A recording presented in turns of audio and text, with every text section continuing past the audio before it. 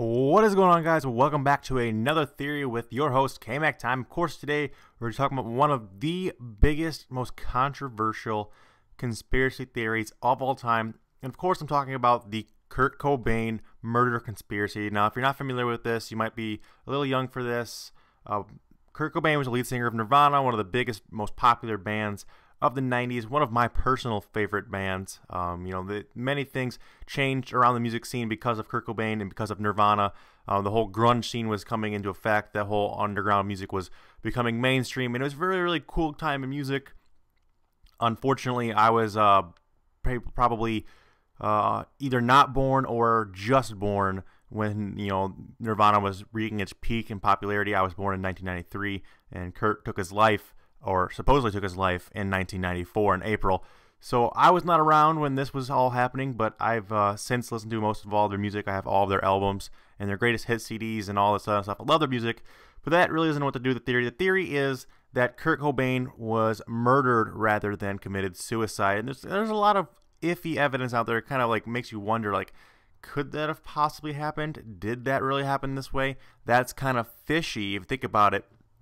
There's a lot of things like that, and one of the first things I want to talk about is how everyone accuses Courtney Love, who was his wife at the time, of murdering him or paid to have him murdered. There's a lot of evidence to really point towards that, and the first thing I really want to talk about that is he was, it's rumored to, not confirmed, but it was rumors floating around that he was going to divorce her and that he had actually rewritten his will previously to dying, but he never actually finalized his will because he didn't get the chance because he was murdered, apparently, or committed suicide, allegedly, before he ever got to sign his new version of his will that would cut Courtney Love, his current wife, out of his will, cut him out of all the money, and he's going to divorce her and give her a settlement, but she was not going to get the kind of money that she sees now from him dying. She has all the rights to Nirvana's music, photos, any kind of interview with Kurt. All that is is under her. So she's made millions and millions and millions on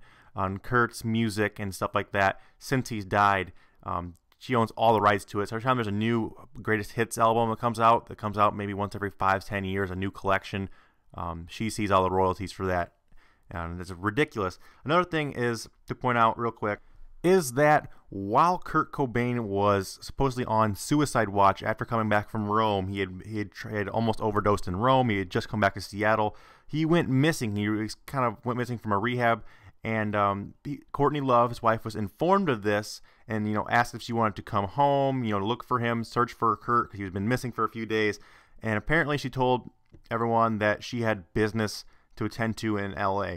Now, I don't know what kind of relationship these two had, but if my significant other, the father of my child, the mother of my child, rather, whoever, went missing and it was already A, suicidal, and B, a drug addict, and a huge risk, and they couldn't find him for 2 days, I don't care what kind of business I had going on in Los Angeles. I would have been in Seattle. I would have been leading this search. Now, apparently, there's another thing. She was arrested in L.A. the couple days before when they discovered his body on April 8th. She apparently phoned in her own overdose, and she was arrested for drug possession and all that kind of stuff. But apparently this is you can look at it the way that she's trying to establish an alibi before the body was found, saying that she could not have possibly have done this. She was overdosing in Los Angeles at the time. Now, our next piece of evidence is kind of really one of those eye-raising, like, what, really kind of information? Apparently there was no legible fingerprints found on the shotgun shells, the box of shotgun shells, the suicide note itself, or the pen that wrote the suicide note. How can one write a note, load a shotgun with 3 shells, shoot yourself, and not leave a single fingerprint, on any of it? The entire room was wiped by the investigative teams, could not find a single legible fingerprint. How can that be possible? You have to pick up a gun, you have to hold the gun, you have to squeeze the trigger, and you have to write a note with a pen in your hand. He wasn't wearing gloves. There was no gloves found. Obviously, he had to have done these things if the scenario is what they say. No fingerprints, really, really fishy. Everyone really kind of thinks that the scene had been cleaned of fingerprints or wiped and all that kind of stuff really raises some eyebrows. Now, another big damning piece of evidence is the amount of heroin in Kurt's system. Apparently, there was 225 megagrams or MGS of heroin, milligrams, I believe. Actually, I probably said that wrong. Milligrams of heroin in his system, which is 3 times the lethal dose. How can someone who's on that much heroin load a shotgun and be coherent enough to pull the trigger, let alone, stand up straight? If you ever, I've never had any experience with heroin personally. I don't do drugs, but I would imagine that on one dose, you're already struggling to do those kind of functions. A double that dose, you're blacking the fuck out. Triple that dose, you might just die instantly. Who knows? There's also some other drugs found in his body that his friends say he was never a big fan of. I can't really think of the name of the drug. Some Riadol or something like that. I've never really heard of it, but apparently his friends say he wouldn't touch the stuff, and that was also found in his system. And apparently that mixed with heroin, the kind of two are not really made to go together. Apparently they kind of make some weird shit happen. Anyway, but that amount of heroin in your system, and yet still coherent enough to write a full handwritten suicide note, load a shotgun, pull the trigger. And that kind of arises some questions right there as well. Some really weird stuff. I mean, all this kind of stuff is really just, raises your eyebrow, makes you think, someone murdered this poor guy. And there's with you go back to Courtney Love, you go back to her being written out of the will, the impending divorce coming, the millions she stood to lose by him being alive and divorcing her and signing that new will. Gives her the perfect amount of incentive to do this. I mean, she's, like I said, made millions and millions and millions of dollars off Kurt's death. And it's just crazy to think about this. Obviously, the investigative team did a really shitty job of investigating this. There is something else worth pointing out just before we kind of wrap this up. I wanted to do one more major evidence. I mean, there's lots and lots of other evidences out there you can go into, but I just want to touch on the major ones as of this video. Maybe I'll make a second video. But the one I wanted to touch on the most is the handwriting for the alleged suicide note. Now, apparently, if you read this thing, there's transcriptions of it out there. There's pictures of it everywhere. I'm going to show you guys pictures of it in just one second. But apparently, the gist of this suicide note, changes tone drastically. And at the same time it changes tone, the handwriting styles kind of change as well. So it leads a lot of people to believe that Courtney, originally the note was supposed to be about leaving Courtney, leaving Nirvana, how he was no longer happy with the music scene. He didn't want to make music with Nirvana anymore. He was kind of burned out on that. He was also burned out with his personal life. He was going to leave Courtney and just take off and be secluded and do nothing for a while.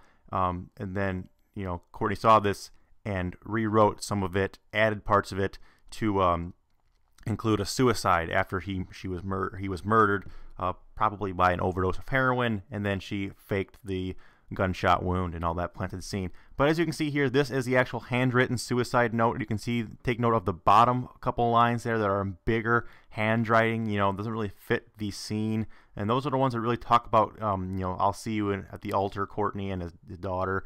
I love you, I love you. And if you take a closer look at this here, this is the part that everyone believes was actually written by Kurt Cobain. As you see right there, his signature is at the bottom there.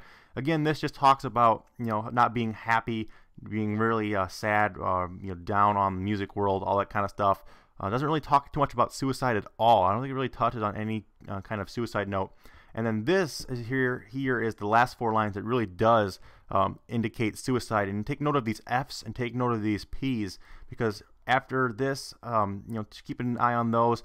After this, I'm going to show you a picture of a letter. This is right here is actually Courtney Love's handwriting. If you look, the P's and the F's kind of look exactly like the ones on the bottom of that note. The handwriting specialists have said that it's not consistent with Kurt's handwriting. He doesn't write his P's like that. He doesn't write his F's like that. But someone who does, Courtney Love's P's and F's look just fucking like that. But that is all we have time for, guys. I don't want to make this video too terribly long. Those are just some of the broader issues that everyone likes to bring up. I'm sure there's tons more evidence. And like I said, maybe if the response to this video is good enough, I will go ahead and make some more detailed of that. But, who knows?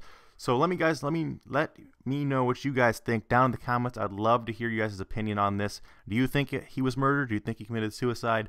Personally, my bias of it is I believe he was actually murdered. But that's just my opinion. I don't want to try and convince you otherwise. I'm just trying to lay out some facts for you guys. Let me know what you guys think. Always, if you guys could leave a like on this video, it'd be very, very much appreciated. As always, we hit that 500 likes. I'll go ahead and put out next week's theory a day earlier for you guys. You guys have been absolutely killing it on that lately, so keep mashing that like button. Also, if you guys are new around here, you guys like conspiracy theories, you like cartoon conspiracy theories, you like real life conspiracy theories, you like, monster theories, any kind of theories, I do plenty of them over on my channel. Make sure you guys subscribe for more. I also do all kinds of gaming stuff, all kinds of fun gaming stuff as well. So make sure you guys check out some previous videos. You guys can check out my previous theory videos. I believe I did the moon landing one. That one's pretty cool. And I believe I did one more. I'll leave links to those in the description. But until next time, guys, game the fuck on and take it easy. Peace out, guys. I'll see you next time.